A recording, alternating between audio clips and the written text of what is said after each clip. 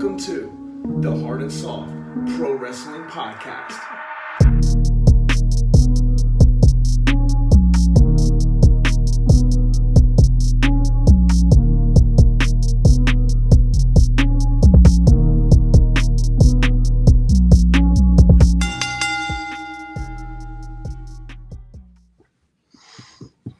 Yo. What's up, Hard&Soft Nation members? It's Big Hard, and you know who I'm rolling with. No introduction needed. The American Nightmare over here. Randall, the Big Softy. Giving him, you just got a thumbs down there. I don't know how I do this stuff, man, but the Softy's here, dude. What's up, Big Hard? How are you, man? You know what I mean? I'm just chilling out. It's Sunday afternoon.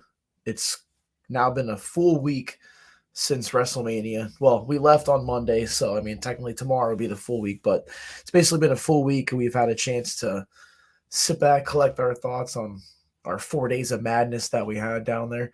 Yeah. And we're just here to kind of recap, go over what we did, who we saw, what was going on. So, yeah, dude.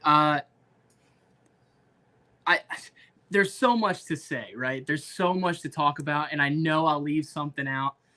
So indulge the Softy here. Let me ramble for a second. Go ahead. The one thing I was saying coming home was, could you imagine if we didn't go? What we would be saying and what we would be thinking. Because I think it's easy. It's probably easy to say, right? Like, especially when you're there live, you're like, that's one of the greatest events of all time. But I think 20 years from now, night 2 of WrestleMania 40 in Philadelphia will be etched in one of those, Mount Rushmore conversations, right? Like, you'll have Mania 17 and someone will say, well, what about the second night of Mania at 40? The Rock and Undertaker coming back. And it was just everything right and everything good with professional wrestling. I always say there's nothing better than really good professional wrestling. And when wrestling's at its best, there's nothing better. And that's what we saw on Sunday for sure. But let's talk about it, dude. I mean, we got there on Thursday, right? We met up in Jersey at the Monster Factory. Yep. And first things first, man, we've heard it all, right? We go to these events and we sit next to other wrestling fans and we conversate and we hear it all. Like, we've heard, hey, I used to be Doink the Clown. Hey, I used to be this. Hey, I used to be that. And it's always tongue-in-cheek a little bit, right? But we were sitting next to this gentleman. We were sitting next to this nice gentleman at the Monster Factory, and he was telling us that he was going to walk out Seth Rollins at WrestleMania. He was part of the string quartet. And Big Hard and the Softy, we heard that, and we were like, okay, we'll see. So a little foreshadowing for later on in the episode. But Chris, what'd you think of the Monster Factory? And then we'll keep going, man. Monster Factory is pretty cool. It almost got lost in the shuffle with our madness going on. But yeah, that was before we even checked into the hotel. We went over to Monster Factory. I've never been there before. Very cool setup. They have Damian Priest trained there. So that's pretty cool. And it was actually a great show. We stayed for about a little more than half the show because we kind of had to get back to the room and stuff. But, I mean, shout out to Dog Nation. We did see them live. And, I think the ref counted a little fast. So, when they lost that match, I think that was a little fast count there. But you talk about drawing money and putting asses in seats. Dog Nation put our asses right in those seats, baby. Oh, yeah. It's always good to see those guys. And, it was a good way to start the weekend off. So then we checked in the hotel, and we went out for a night in the town in Philly, and our first stop was McCusker's. It's funny, dude. The whole time I was like, I'm so glad to be on vacation 15 minutes from home. Yeah. It's like I'm going away for 4 days, but I'm only like an hour away. So yeah. And probably, Chris, the best night of this night, right? Like, or the best thing about this night was, like you said, we meet up at McCusker's. Shout out to the Blue Meanie. He got married that night. The owner, you could tell, he put on a great event, probably the most sold out he's ever had. So what a nice guy. And again, shout out to the Blue Meanie. We get there, we meet him again, we talk to him a little bit. It's packed. Oh, yeah. We have a beer, and well, hold on. Had to buy a Meanie Mania t-shirt quick. Of course. One of 8. But as we're there, and before we showed up, Al Snow was there Right. doing the officiating for the marriage ceremony, which was awesome. I mean, we missed that by probably an hour, you know what I mean? But you never know who's going to show up to these things. And then, we're sitting there having a beer and just looking at what else is going on. And we see Bully Ray is at a bar about 10 minutes down the road. So what do? We head on down there to the Wicked Wolf. Bully Ray's just standing there, Dave LaGreca. And, one of the best parts of that night was not only seeing the wrestlers, I mean, getting to go up and say hey to Bully Ray and take a picture, and just the people, man. I mean, we met so many cool people that night and just had great conversations. I mean, we met these guys from London, and I couldn't believe it. These guys traveled all the way from London for 4 days of this, and then what they choose to do is go out to this bar, on a Thursday night, and those shout out to those guys. I don't know their names, but they were freaking awesome. They were picking me up, trying to give me the 3D inside the bar. 3D. And we look over and there's Tommy Dreamer. Yeah. With a line of fans, and not even a long line, but I mean, and went up, talked to him for a few minutes, and I mean, he's just a nice regular guy. Yeah. I've never been a part of a city that came together for one event more than WrestleMania weekend in Philly. Everywhere we went, wrestling shirts, people, talking about wrestling on all the televisions, wrestling at all the bars. Every cocktail you could order was wrestling themed. Yeah. Every entree you could order was wrestling themed. And like you said, LaGreca, Bully Ray, Tommy Dreamer are there. And it's funny because the theme of this night on Thursday was like, we would check our phone and be like, oh, Braun Strowman's at McCusker's. Yeah, we missed it. So my one buddy that I met at Survivor Series was like, come to McCusker's. So we hopped in the car and missed Strowman. But every 15 minutes, it was like Jerry Lynn popped out of nowhere. Lil Nunzio popped out of nowhere. So it was shout out Diddy. It was like everyone was just enjoying the moment, enjoying the holiday that was WrestleMania week. And it was awesome, man. Had a great time Thursday. Yeah, We ended up going back to McCusker's. That's what I was saying. Thursday night. And, we're outside talking, just randomly talking. And my brother looks at me and tells me to shut the F up. And he says, because I wouldn't do that, dude. Who was right behind me? Jerry Lynn. Jerry Lynn, right behind me. Just hanging out, going inside McCusker's. Little Guido was there. Nunzio. I mean, it was awesome. And that was just Thursday night. And like you said, Friday, we started the day off by going to we needed breakfast. That was for sure. Well, yeah, breakfast and stuff. But we went to the block party at the ECW arena, which we thought was going to be a little bit different than it was. Honestly, I wouldn't have even went to that event for the block party. No disrespect on anything, but it was just really packed, and I thought it was going to be more like an outside thing where it was going to be like more like the wrestlers just hanging out, but it was basically just another convention, where you got to stand in line, pay money. But, it was still cool hanging out. But we actually went over to Lincoln Financial just to check the outside. That was pretty cool. And we couldn't find where they were doing the press conference, the hype or whatever. Up press conference. We couldn't when we were walking around, whatever. So we go back to 2300. The line for the ECW tribute show my God. was I've around. never seen it. It was around Disney World. It was unreal, but we packed them all in. And to our surprise, Team 3D, Bubba Ray and Devon went on first. Little did we know. They got inducted. Hall of Fame, ECW Arena. Inducted to the Hall of Fame. And little did we know, Chris and Big Art, it was the reason for that is because they were going to shower up and go right over to Paul Heyman getting inducted. And it was crazy watching that footage back at the hotel. His induction speech was awesome, but he comes out and hugs Bubba. And I'm like, no one else knows this. But 2 hours ago, you were smoking cigs and blinking. With Onita. Yeah. With Onita. And they gave Tommy Dreamer the 3D through the table. 3D. And then the three of them are at the Paul Heyman induction speech. Yeah. So, yeah, right when they came out, it was kind of like, what's that for? Then we kind of all clicked in our head like, oh, okay, well, Hall of Fame's at 10. They're probably heading right over there. So that was cool. They went on first. And that was a cool show, too. A big ECW tribute. They had everybody there. Sandman came out. I mean, that was freaking awesome. He's always great. I saw him earlier in the day. I did buy a little figure off of Sandman, had him sign it. And shout out to the Sandman. He has a podcast out there, so I haven't checked it out yet, but he did give us some little merch there so we could check it out.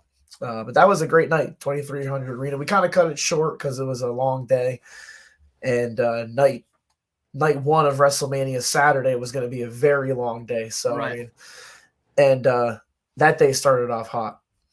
Well, and it was cool too, just being there. Like we were at Wells Fargo, like, hey, should we buy tickets? I know we got to go back to the ECW arena, but it's like, but I'm glad it went how it went. So we get up Saturday. Shout out to SVW. I was watching their podcast that they just released, and they were surprised with how many people were thanking them. And I'm like, no, man, you guys deserved it. Put on a great little block party. Dude, I have an SVW shirt on under the American Nightmare. I had to wear this, but I wore mine to a birthday party yesterday. So there was just so many people there. Ring in the middle of South Street. That got a lot of attention on social media from pretty high level accounts. And that was just a fun day. I mean, you're just walking around. There's a whole block shut down, and they have a barbecue smoker. They have 2 different spots to get beers at. They had one which was like a independent brewery, and then they had another beer truck which had like Austin IPAs, the Rocks tequila, and the Rocks margaritas. And not only the wrestling ring in the middle of the street, they also had a West Side Gun pop-up shop in the street. They had a meet and greet with him upstairs in the shop. They also had a vintage t-shirt shop set up in the middle of the street. It was just an awesome day. And I mean, that was another day where, shout out to Diddy, our boy, we were hanging out with him. He came through, and just shout out to everyone we met that day. I mean, and the crazy thing is you're in Philly, and I mean, the first thing people think about Philly is you go there and, everybody's mean or whatever. But this was one weekend where there was not one situation of like anybody in a bad mood. Not once, no. I don't think. And I think our family too thought like, hey, you guys be safe down there. They know. Oh my God, it was freaking amazing. We were as classy as Philadelphia wrestling fans can be. So many happy people. We were all just happy. We were all on cloud 9, man. And that's the honest truth. So we Uber over to night 1 of WrestleMania. What do you think, Chris? So just walking in the link. It couldn't have been we went to Xfinity Live first. Right, Xfinity, and it was packed out. That was awesome. They had theme songs playing. They had big screens with wrestling, like top 40 countdowns and this and that. That was just awesome, dude. Just walking around and just the amount of people and just everybody just yelling stuff. I mean, just the little things of this weekend. I mean, the LA Knight chant, Yeet, it was so over that whole weekend. The Rock, the final boss. It was just amazing. And getting into Lincoln Financial and seeing that stage, and we walked around the whole entire stadium the first night, and it was great. We had such good seats, bathroom, concession, literally right next to our seats. So, and night 1 delivered, man. What did you think? Dude, shout out to the link. It couldn't have been easier to get in and out of there. Yeah. And like you said, I've never heard yeet. Yeah. What? Woo! More to the point. Oh, Chris, my God. To the point, Chris, where my girlfriend, Kate, she bought us tickets to a country concert at Wells Fargo for Thursday. And I had to get up and I just let out a yeah. And I didn't hear it back. And I'm like, you guys must have forgot. Oh, man. You guys must have forgot. Damn, I mean, if you said yeah, you'd hear it probably like at least 4 or 5 times echoing around. It was great. So night 1, I mean, again, the seats couldn't have been better. They kick it off with Rhea and Becky, and they go out there and have a stunner. I'm just trying to think. We were in so much anticipation for the main event where, you had Rock and Roman, Cody and Seth. And it was almost like you couldn't even think about night 2 and everything that was going to go on then until we got through that tag team match, right? And I know the weather was cold, but the softy didn't feel like that. I know we had the hand warmers in the beanie. We had the hand warmers everywhere. And I see reviews that people saying that like night 1, the crowd was dead. And night 2, everybody was kind of livened up. And I mean, being there live, I think both nights were pretty loud. I mean, it is an open air stadium, so kind of some of the sound does get lost. But yeah, night 2 was probably a little bit warmer, maybe 10 degrees warmer, and that definitely made a difference. But yeah, like you said, night 1 we bought a bunch of hand warmers. I had them in my feet, in my shoes. I had them in my hands. I had them in my pockets. You know, it was like I wasn't so bad, but yeah, I was still a little bit cold. You know, holding those beer cans out there. Hey, shout out to the link for the good beer prices. I mean, $20 for a can of beer ain't bad, right? I mean, whew. I don't know about that, but no, I'm just kidding. But hey, we all drank them, so yeah, we had a great time. A little too much fun, I'll say that. But dude, the entrances alone. Triple H comes out and makes that was that awesome statement, and then I want to get right into it, Chris. I mean, Sami Zayn goes over Gunther. Yeah, that was great. And the great thing about this event, right, is that I feel like they booked themselves into so many options going forward for big events, right? Sami Zayn hits the top rope, whatever that's called, from his independent days, you know, pulls that out of buster. But he pulls out all the stops, right? There's a great story there. And then the haluva kick.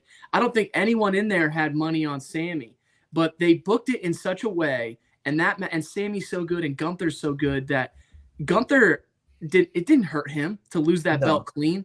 Not at all. Sami had the moment. Remember last year, Chris, it was like everyone was almost, this year is we want Cody. Last year is almost we want Sami for the main event, right? So much so that they gave him the tag team main event night 1. Sami finally gets the boyhood dream. He gets the Intercontinental moment at WrestleMania. Awesome for him. Yeah, and it was a huge crowd. That was a great match. And then just leading up into that tag match, I mean, that was just great. Just the entrances, you know, Rock coming out with the Brahma Bull. I don't really. I'm kind of like weird. It's like weird with him coming out with the title, but then I didn't see the part from the Hall of Fame the night before when I guess Muhammad Ali's widow gave The Rock that title. So I guess it kind of makes sense that he was wearing it, but still whatever. But I mean, it was just great. The match was great. The energy in that place was awesome, and I mean, Cody going over. I mean, Cody getting beaten clean by the people's elbow. Oh, right. Man. Well, and the thing about it, Chris, is more than anything, right? It was the big fight feel. It had that buzz, and that's what I'm a fan. I mean, there's all these different types of professional wrestling that you can like, but the part that really like strikes the chord with me is those big moments, and that's what wrestling's all about. For a second, right? Everyone understood that it wasn't this choreographed, fake combat sport anymore. This was real. Yeah. You know, Rocky, the lead up to this, and Roman, the bloodline, everything that could have went on. Everyone was talking about how the finish was going to go. And like you said, the big fight feel. I mean, this had all the bells and whistles. The entrances of The Rock was awesome. I think The Rock's entrance at night 1 stole the show. And how about and we're gonna be talking about Seth freaking Rollins, man, being the MVP of this whole event. I mean, what a guy. He really is. Yeah, that's coming up in the next night. But I mean, yeah, The Rock beat Cody. Yeah, right. Makes it bloodline rules, and I mean, just an amazing performance on all 4 of them. It was a great match. I was invested, sitting there in my seat, cold, didn't give 2 craps. Yeah, you know what I mean. The place erupted, you know, for those entrances, and then it was just full speed forward the rest of that night. But and then you know, we Ubered out of there about 3 hours later. It was a little tough to find an Uber there for the it was Hard&Soft Nation, but we okay, dude, we get to night 2. It's a little warmer. We were at Xfinity first. We get up there, and every great event, right? Every great event, and this card is everything I love about professional wrestling. It had a great start, a hot start. It had a great main event. I mean, a great main event. We'll get into it. Yeah, CM Punk came out before the show started. Yep. And it had the bells and whistles with the the Bubba Ray coming out and Snoop and dude, it had everything. So let's yeah, there was a about lot of cool stuff there. The Little Wayne from the night before coming out for yeah. Jimmy's entrance, Jay's entrance, that was kind of lackluster. I thought there was going to be more to that. Usually there's like some type of musical performance at Mania, and I mean they gave him about 15 seconds, and it just did not really connect. But like you said, seeing Snoop Dogg come out. I mean, we're sitting in our seats, and here comes Snoop Dogg's music hits, and he comes out. I mean, I didn't expect that at all, and they started off hot. Punk was on commentary, and that first match was great. I mean, it started off Claymore, boom. I almost thought it was going to be just a 1, 2, 3 real quick after that first Claymore. Like, just Seth's beat up from the night before. It could have ended like that, but then they ended up having a great match. And I mean, I ran to the bathroom, and as I'm coming back, I see that Damian Priest just cashed in. So I totally missed him coming out. So I caught the very tail end of that, but that was definitely a cool moment, dude. And I don't want to over exaggerate here, but like you said, the Claymore to start it, and the 2 count that we all thought that could be it. I want to say, I mean, there was Brett and Owen, and I don't want to jump the gun here, but maybe the greatest opening match in Mania history. Yeah, it really was. When you talk about everything that was opening matches. Look, first big hard. I mean, Drew's entrance was great, but Seth freaking Rollins comes out with the Philadelphia Mummers, the quartet, and flashback to the Monster Factory.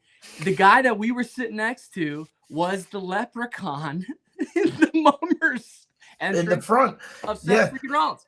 Like, you sent me that picture a couple days later, and we saw them coming out, and then we're looking at each other like, maybe this guy really won the line, and then we actually saw a still shot of him. So I mean, yeah, that's awesome. That's awesome, and we were kind of like, yeah, right. You know what I mean? Yeah, right. There's no way. You know what I mean? There's no way that you know what I mean, and that is so cool. That is the cool thing about wrestling, and that is just so awesome. I'll never doubt the next guy that tells me he was Doink the Clown. I will never doubt yeah, dude. But this match was about the finishes, right? They were Claymore, Stomp, Claymore, Stomp, Pedigree, and Drew. What a performance by Drew. Not only having the match, but always keying in on CM Punk. And CM Punk was great on commentary. I know we're Punk fans, but just his little comments. I think when he plans things to say, it's a little he fumbles a little bit. But when it's just him, man, he is good bouncing. Okay, Drew goes over, right? And they have that moment where, first off, again, the match, the selling was unbelievable. The bumps they were taking. Drew throws Seth into the 2300 arena, it seems like, and then he takes a picture with his wife and his buddy there. I mean, it was awesome. Drew wins, right? And him and Seth, you could tell, and this is what is so great about the WWE right now, is the story with this match was great, but you could tell that him and Seth had that moment, right? And Drew said thank you, and Seth rolls out of there injured up, and he looks at Drew and he says, "You freaking deserve it, man." And that is, again, there's nothing better than really good professional wrestling, and that's what this was. So then Drew, of course, goes over to CM Punk, gets on the table, and Punk is so good here. And Drew's telling him, "Come on, get a camera shot." And CM Punk goes, "I want you to know I can't hear a word you're saying because I have cans on." And it's just so funny with their dialogue. And yeah, Punk does the sweep of the legs. Drew takes a bump. Punk gets the arm brace, starts putting the boots, and then there it is. Like you said, Damian Priest comes out. So good. And cashes in, wins the world title. So Drew got too cocky. Drew had that moment for about 15 seconds. Yeah, that was good. The good way to start the show off, though, because the way the first night ended, you needed something huge to start off the next night. And I mean, it just led into, I think the next match was the 3-way tag match. I mean, night 2 was also a great night. Like you said, it's a little bit warmer, and we're all looking forward to that Cody Rhodes So Snoop Roman comes Reigns out. main Snoop event. comes out, and then Bubba is the special guest. And Yeah. like I said, we just taking pictures with him.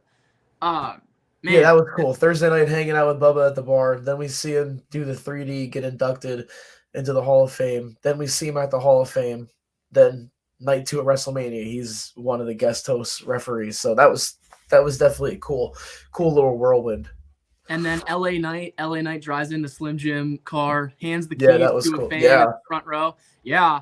And I don't know if you've caught this, Chris, That but was they badass. did. They handed out Oh, Slim yeah. Jims to all the fans in this one section.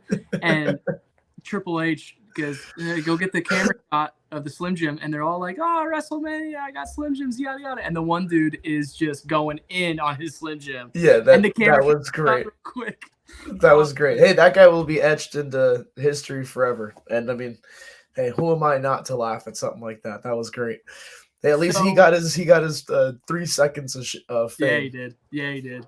And you want to get into it right now? The main event of night 2, Chris? Yeah, I mean, main event. That was kind of what everybody was waiting for. But not to say that any of the matches were bad, because honestly, everything was good. Logan Paul was great. Bailey winning was awesome. Yep. But I mean, that main event was just great. They started off just the 2 of them, which was great. Well, I'm Then sorry, Big Horn. Let's just back it up. Like, again, Cody's entrance. Oh yeah. Of night 2.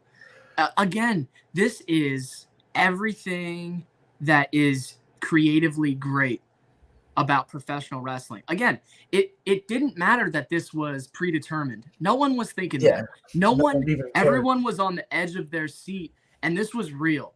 This was a shoot, man. This was just the fireworks going off, coming out with Brandy.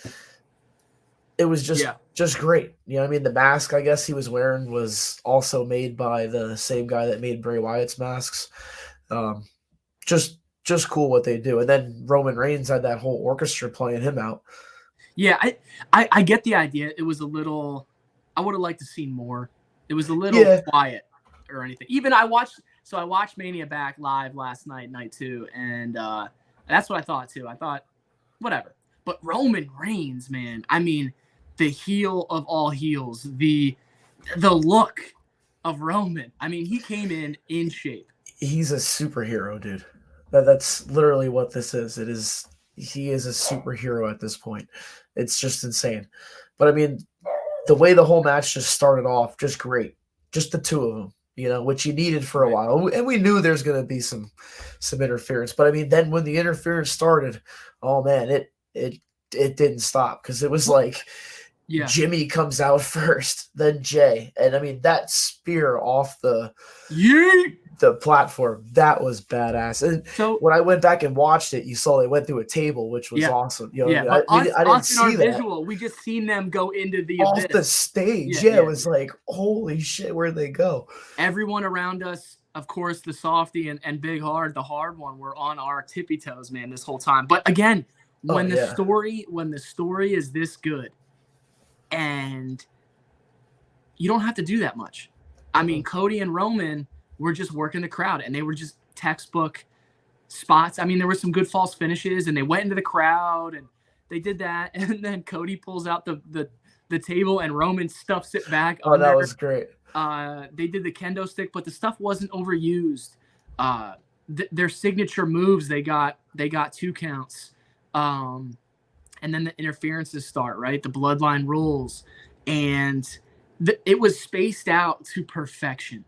Oh, yeah. Because we kind of had this idea that we were going to get some interference, but they let us register each moment. So, like you just said, Jimmy, and then Jay, and then Solo comes. And they even did the spot from last year where they did the spike into the spear. Right. And Cody kicks out. And then Cena comes out. And Cena got a huge pop.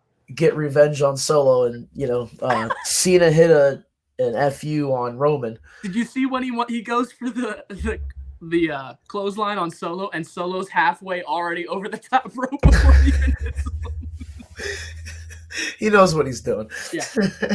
But that was awesome. And then you have The Rock coming out. The final boss. You know what I mean? And we knew he was coming. So, Rock's beating up Cody. the Shield music hits. Yeah. And it's like, I almost thought for a second maybe Mox is coming, but I know now at the end you see why they did this. So Shield music hits, Rollins comes out, he's about to nail Rock with a chair, and Reigns comes out of nowhere with a Superman punch onto Rollins. So now Rollins is down, and I mean this was Seth sells it like a fucking bag of potatoes. Dude. He's done. It's almost then all of a sudden, sorry, Chris. It's almost like, remember when Foley gets tossed over the cell, and then he comes and interferes in the main event, and the whole crowd's like, "Haven't you had enough, man?" Like, no, he hasn't had enough. Yeah, Seth, he sold that great. But then you have The Rock. Now he's about to beat down Cody, and we all thought Austin was coming out, but I'm not mad that Austin didn't come, because when you heard that gong, you're not. I am, dude. I'm pissed. Nah, it is what it is. Then when you hear that gong, you know what I mean. That was awesome. No one expected Taker. That's the best part of that. No one was saying Taker. Yeah, and there's story there. You know what I mean? It's kind of like all these generations of WrestleMania's past in this match. And I know that Austin and The Rock would have had more history, but Undertaker was that locker room leader. He was that guy. He was the guy in charge. He has the utmost respect for Dusty.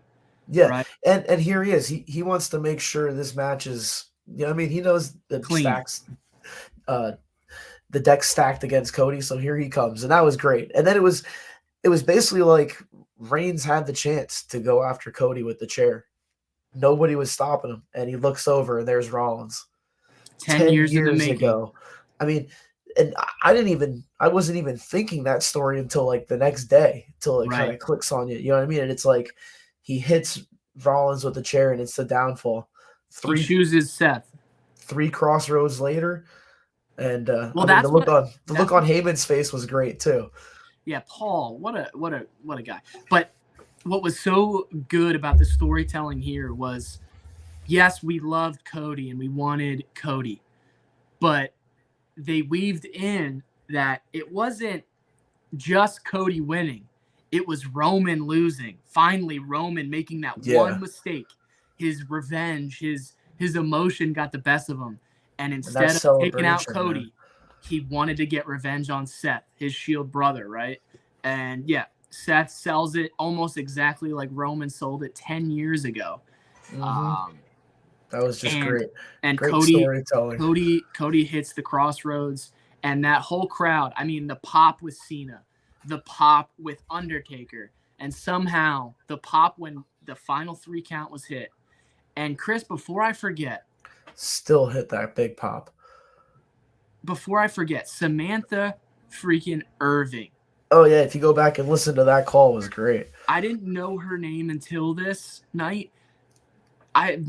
She got over more than anybody. I mean, Cody wins, that place goes nuts, all the bars go nuts, and she is so over. She's trying to make this call, and she's again like just like Seth and Drew having that moment. The whole locker room had that moment, right? Mm-hmm. And Cody finally finishes the story. And Cody, I mean, it doesn't get any better than that. I mean, the kid deserved it. The kid, all that work, just like Sammy. I mean, these guys put in their lives. They dedicate their lives to this. And for that moment. And Cody finishes his story, hands the belt to his mother and his father. He does the same thing like his dad Dusty did.